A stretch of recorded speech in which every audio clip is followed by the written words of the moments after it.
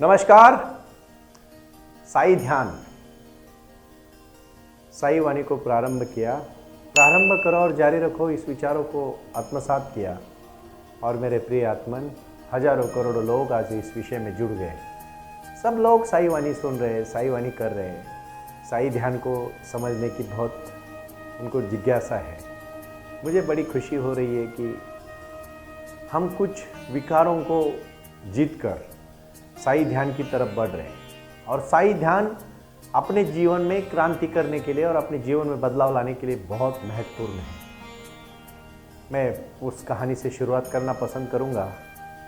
एक बार एक जमींदार और एक छोटे से किसान की ये कहानी है और ये अपने जीवन से बहुत महत्वपूर्ण है। मैं सबको कहना चाहता हूँ कि ध्यान की इस विधि को आप ठीक से समझो और अपने जीवन में बदलाव लाओ।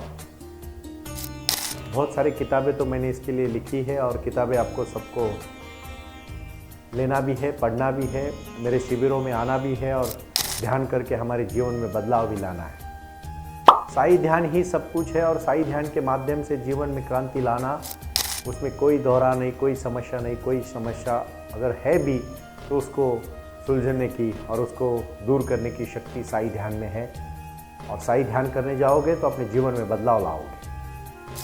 वो किसान अपनी खेती में काम करता है और खेती में काम करते करते उसको एक पत्थर मिलता है, लेकिन वो पत्थर थोड़ा अलग होता है। वो चमकीला पत्थर देख के वो बहुत खुश हो जाता है। अपने घर वो शाम को पत्थर लेके आता है तो आते आते रास्ते से कोई बता देता है कि किसान को कोई पत्थर मिला है, बहुत अलग पत्थर है। गांव के जमींदार के पास एक खबर चली जाती है। जमींदार शाम को उसको मिलने आता है और कहता है, मैं ये पत्थर लेना चाहता हूँ। जमींदार सोचता है कि ये पत्थर, ये किसान को इतना क्या महत्व है उसका, उसको क्या पता चलेगा। तो उसको कहता है कि मैं ये 10 रुपये में लेना चाहता हूँ। किसान सोचता है कि जमींदार इतना जल्दी आ गया और उस पत्थर में तो कुछ ना कुछ होगा, इसलिए वो कहता है कि मैं शाम तक आपको बता देता हूँ। फिर भी जमींदार जाते समय बोलता है, देख आखिरी मैं ये पत्थर 100 रुपये तक ले सकता हूँ, तू शाम तक बता दे, मैं कल शाम तक आ जाऊँगा। एक दिन की तुझे सोचने के लिए मैं समय देता हूँ। कल शाम को जमींदार उसके घर, किसान के घर झोपड़े में, गरीब झोपड़े में रहता है, उसके पास पहुँच जाता है और उसको कहता है कि देख मैं 100 रुपये में लेने के लिए तैयार हूँ, ये 100 रुपये में लाए हो, तेरा अभी तक कुछ फैसला हुआ क्या नहीं हुआ। किसान कहता है मेरा फैसला हुआ है, लेकिन आप थोड़ा सा लेट हुए, मैं अभी अभी उस पत्थर को 200 रुपये में बेच दिया। तो जमींदार गुस्से से लाल पीला हो जाता है और उसको कहता है, पागल, वो पत्थर नहीं था, वो बहुत मूल्यवान हीरा था, 1000 रुपए की उसकी कीमत थी, तूने तो सिर्फ 200 रुपए में बेच दिया। और उसके ऊपर बहुत गुस्सा करता है। तो वो किसान शांति से हंसता है, बोलता है आप तो इतने समझदार हैं। हालांकि मैंने वो पत्थर बेचा नहीं किसी को, लेकिन मैं इस पत्थर की असली कीमत जानना चाहता हूं और अब मुझे अभी पता चली कि इसकी 1000 रुपए की कीमत है। उसी प्रकार ध्यान की कीमत अरबों खरबों की है, आपको उसका महत्व नहीं है। आप समझ नहीं पा रहे हो कि साई ध्यान क्या है। और साई ध्यान करना है तो आपको सबसे पहले क्रोध को हटाना पड़ेगा। मैंने बहुत पहले कहा था कि मैं हाई कोर्ट में, मुंबई और दिल्ली में सुप्रीम कोर्ट में और अहमदाबाद में, तमिलनाडु में, अलग अलग कोर्ट में जाके हाई कोर्ट से रिलेटेड बहुत सारे काम हमारे होते हैं। मेरी खुद की लॉ फॉर्म भी है। मैं लोगों को सेवा देना चाहता हूं और मैं कर्म को बहुत महत्वपूर्ण मानता हूं, क्योंकि मैंने मेरे जीवन में पैसा कमाने के लिए अलग मार्ग है। ये साई ध्यान, साई क्रिया और साई वाणी का मतलब है आपके जीवन में बदलाव लाना, और यही मेरे जीवन का लक्ष्य है, आपके जीवन में क्रांति लाना। जितने भी हाई कोर्ट्स में बड़े बड़े मैटर्स है, बड़े बड़े प्रॉब्लम्स है, बड़े बड़े केसेस है, वो सिर्फ 3 चीजों से, अहंकार, क्रोध और तीसरा महत्वपूर्ण है मतलब ग्रीड, लालच, और उसके साथ साथ एक दूसरे के साथ तुलना करना। खत्म करो भाईजान, सबको मैं ऐलान करता हूं आज, भाई और बहनों, खत्म करो ये बात। माइकल एंजेलो ने अपने बुक्स में लिखा है कि जब उसको क्रोध आता था तो वो मूर्तियां बनाने का काम करता था, 1-1, 2-2 घंटा काम करता था और उसका क्रोध पूरा निकल जाता था। बाद में देखता था कि उसमें अच्छी मूर्ति बन गई। क्रोध को अपने अच्छे शक्ति में परिवर्तित करो। जब भी आपको क्रोध आए, मुट्ठी बांधो जोर से, जितना जोर से बांध सकते हो उतना जाओ और गहरी सांस ले लो। क्रोध निकल जाएगा। हजारों करोड़ों लोग खून करते हैं सिर्फ क्रोध में। क्षणिक क्रोध के लिए पूरा जीवन बर्बाद करते हो आप। इतनी मामूली है आपकी जिंदगी। अरे जिस आदमी को कहा जाता है ना कि तेरे पास 1 साल है, सिर्फ उसको पूछो 1-1 मिनट का महत्व क्या है। हम कभी सोचते ही नहीं है। मैंने पहले ही दिन कहा था, इस व्यासपीठ से आस्था, भजन और आस्था के माध्यम से मैं जो भी आपके साथ साझा करूंगा, साईं वाणी के साथ जो भी शिविरों में कहूंगा, सिर्फ ध्यान के लिए करूंगा। और ध्यान का महत्व है, मुझे समझ में आया है, आपको भी आना चाहिए। यही मेरे जीवन की बहुत ही महत्वपूर्ण मनीषा है। यही मेरी इच्छा है। मैं चाहता हूं कि क्रोध आपको जब आएगा तो उसको दबाओ मत, उसको परिवर्तित करो, आपको हल्का लगेगा। आपके जीवन में ध्यान करने के लिए आपकी जमीन, विचारों की जमीन पक्की होनी चाहिए। और इसलिए मैं साई ध्यान आज आपसे करना चाहता हूं। सभी संभावना को साकार करने की क्षमता है। सभी, अपनी सभी संभावनाओं। एक बार एक बीज, 2 बीज होते भाई भाई, सगे भाई। एक बीज अच्छी तरह से जमीन में बोया जाता है, उसका छोटा सा पौधा बनता है, पौधे को भी फूल आते हैं, फल आते हैं। और एक बीज वैसे ही सड़ जाता है, वो कुछ भी नहीं कर पाता, कहीं भी नहीं पहुंचता। वो पौधे में, वो बीज में पौधा बनने की, फूल फल बनाने की क्षमता थी, लेकिन वो बन नहीं पाया क्योंकि वो बोया नहीं गया। ध्यान की शक्ति को कुछ लोग जन्म लेते हैं और मृत्यु तक पहुंचते हैं, लेकिन कभी ध्यान नहीं करते, उनका बीज बीज ही रह जाता है, कभी उसको फूल पौधे नहीं आते। इसीलिए तो मैंने कहा है, कुछ किताबें मैंने इसके ऊपर लिखी है और उसकी जिक्र मैं करना चाहता हूं। मैं मेरे सहयोगी को कहूंगा कि आप जरूर उसको स्क्रीन पे दिखाएं, क्योंकि एक बात याद रखना, ये किताबें मैंने मेरे लिए नहीं, आपके लिए लिखी है। दिन रात उसके लिए मैंने हर एक शब्द को पढ़ा है और बहुत सोच समझ के आपको दी है। मुझे पता नहीं आप कितना इस बात को समझते हो, लेकिन इतना जरूर समझो कि ये क्रांति होने वाली है। ये विचारों की क्रांति है, ये एक बदलाव की क्रांति है। जीवन में अभी आपके समय में कुछ करने के लिए क्रांति है। बहुत सारे लोग मैंने देखे बहुत पीड़ित है। बुद्ध ने कब क्रांति की? गौतम बुद्ध के जीवन की एक छोटी सी कहानी है, शांति से आप समझ लेना। गौतम बुद्ध एक गांव से गुजर रहे थे, और जब गुजर रहे थे तो उनको कुछ लोगों ने फूल भेंट दिए, उपहार दिए। उन्होंने नम्रता के साथ उसको कहा कि आप आपके पास रखिए, मैं बहुत खुश हूँ। आगे चले जाते। कुछ लोगों को गुस्सा आता है तो वो उनको गालियाँ देना करते, पत्थर मारने तक की कोशिश करते हैं। गौतम बुद्ध कहते हैं, आप जो मेरे साथ व्यवहार कर रहे हो वो तो उचित नहीं है, मैं इसके ऊपर सोचूंगा।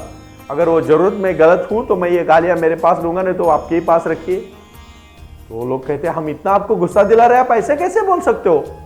आपने तो तुरंत हमारे ऊपर गुस्सा रिएक्ट करना चाहिए, हमारे को प्रतिसाद देना चाहिए। गौतम बुद्ध जी कहते हैं, आप जिसको गालियां दे रहे हो मैं हुई नहीं, तो मैं क्यों ले लूं? आपके गांव आने से पहले मैं दूसरे गांव से होके आया, तो वहां के लोगों ने मुझे फूल और उपहार दिए, मैंने उनको भी नम्रता के साथ कहा आपके पास रखो, तो उन्हीं के पास है। कहना इतना ही है, कभी भी जिंदगी में गुस्सा आएगा ना, 24 घंटा उसके ऊपर रिएक्ट मत होना। भाई और बहनों, विश्वास देना चाहता हूं, ये ध्यान की सबसे महत्वपूर्ण प्रक्रिया है कि ध्यान को समझो। मैं ध्यान सिखाने लगा हूं अभी, और साई ध्यानिया अभी जिंदगी की शुरुआत है। यहाँ बारामती के नजदीक देवलगांव गारा में जो हमने साई बाबा का ये बहुत बड़ा साई आंगन बनाया, उसका मतलब ये है कि आपके जीवन में आप आए और हमसे जुड़े। इसलिए मैंने कहा, वो आए और आकर चले गए, मौन रहे और कुछ कह गए। कुछ था जो बिन बाटे ही बढ़ गया, जल उठे दिए और अंधेरा झट गया। अंधेरा झटना चाहिए। अपने जीवन का अंधेरा है, काम, क्रोध, मद, मत्सर, लोभ, अहंकार, यही तो अंधेरा है। अभी कार्य को शुरू करना है, जब तक हल्का नहीं बनोगे ना, कार्य कुछ नहीं होगा, प्रसन्न कभी नहीं रहोगे। देखो, 2 नंबर करने वाले, खून खराबा करने वाले, दूसरों को नीचा दिखा के खुद को बड़ा करने वाले, बहुत सारे लोग तो अपनी पूरी जिंदगी में दूसरे के साथ कंपैरिजन करने में चली जाती है। वो कैसा है, ये कैसा है, वो कितना बड़ा है, मैं कितना छोटा हूं। अरे तू भी है ना, तू भी तो, तेरा भी अस्तित्व है। तू तेरा समय दूसरे के लिए क्यों व्यर्थ कर रहा है? तू तेरे समय के लिए खुद के ऊपर ध्यान दे, तू आगे जाएगा। पता है, मैं आपको एक छोटा सा निजी राय बताता हूं जीवन में सक्सेस होने का। जो करना चाहते हो ना, उसको हर दिन थोड़ा थोड़ा करो, एक दिन आप पहुंच जाओगे।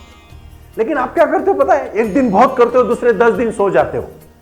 मैं भी आपके साथ इतनी बार अभी साई वाणी से लगातार 2 अढ़ाई महीना हो गया जुड़ा हूं, मुझे भी कभी थकान जैसी महसूस होती है, लेकिन मैं उस समय एक ही चीज याद करता हूं कि मेरे लोग मेरा इंतजार करते होंगे साईं वाणी सुनने के लिए, तो मेरे को थकने से नहीं चलेगा।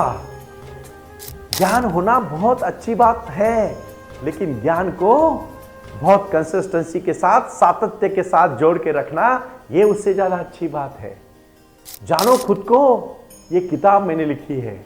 किसी दूसरों को जानने में समय मत लगाओ, आप कभी नहीं जान पाओगे, लेकिन खुद को जानोगे ना कहीं पहुंच जाओगे।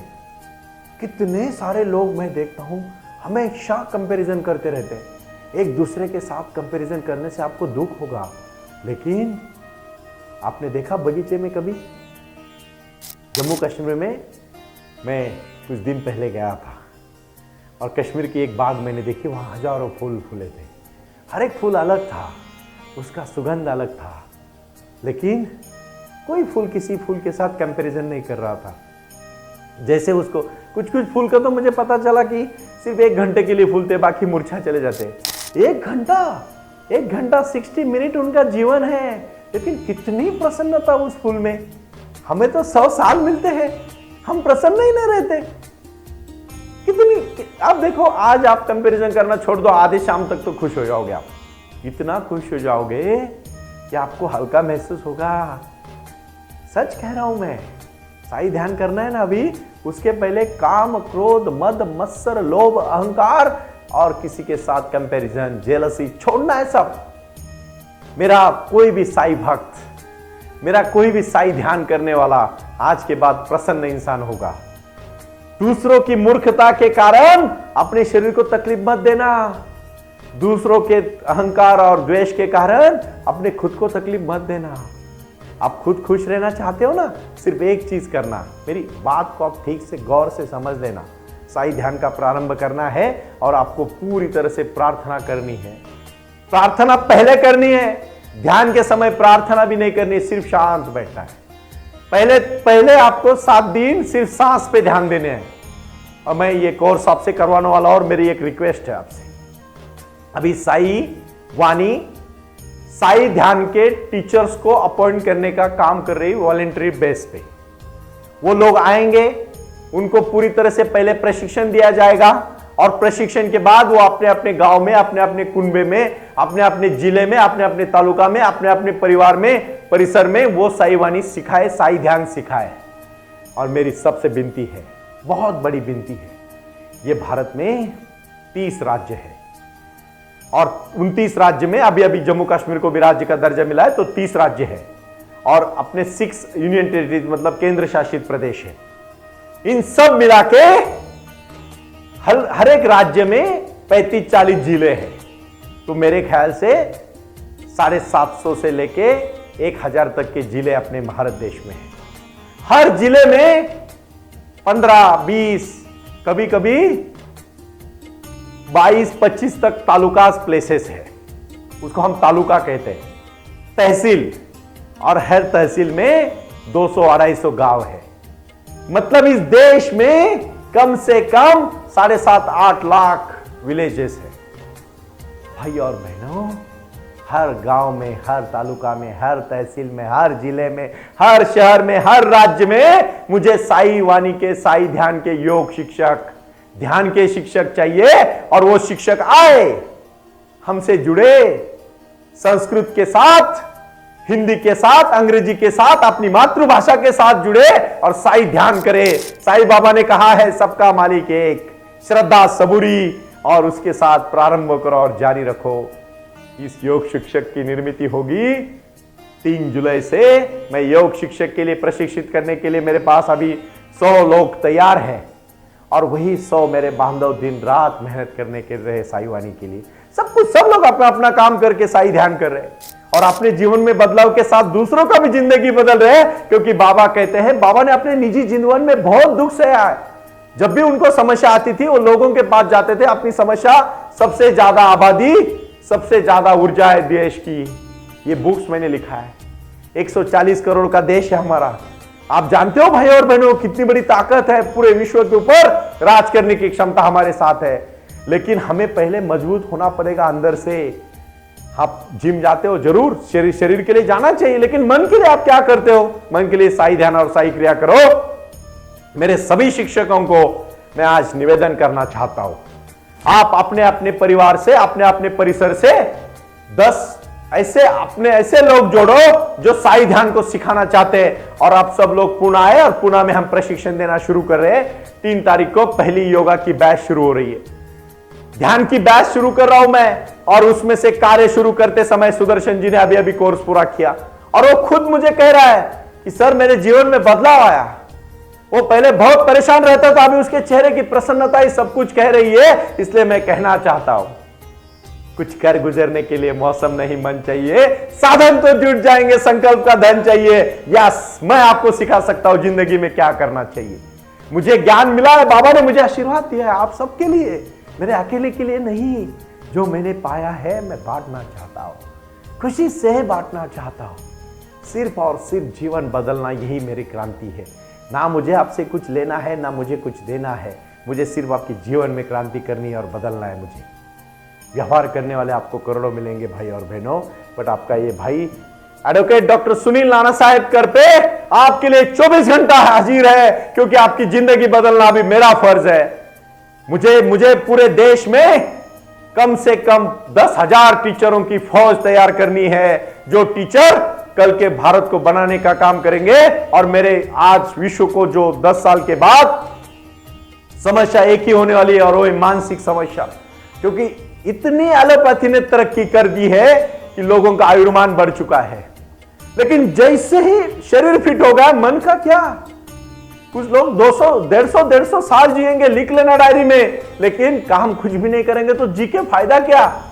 स्वामी विवेकानंद जी को 39 ईयर्स, सिर्फ 39 साल 39 ईयर्स जिंदगी मिली। कितना कार्य किया। जब तक सूरज चांद है तब तक उनका कार्य रहेगा, क्योंकि वो ध्यान से जुड़े। आज मैं आप सबसे विनती करना चाहता हूं, साई ध्यान की क्रिया के लिए प्रारंभ करें और आज ही दृढ़ता के साथ संकल्प करें। जो भी मेरे भाई बहन मुझे सुन रहे, उम्र का कोई लिहाजा नहीं।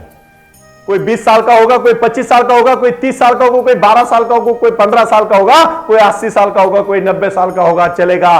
साई ध्यान का, साई वाणी का टीचर एक सुदृढ़ टीचर होगा, एक सम्माननीय टीचर होगा। और इसीलिए मैं आखिर में इतना ही कहना चाहता हूं, आज आप आए और साई ध्यान को प्रारंभ करने से पहले 10-10 टीचर और आप खुद टीचर बने, यही मेरी शांति है। आज का यही मेरा संदेश है। प्रणाम।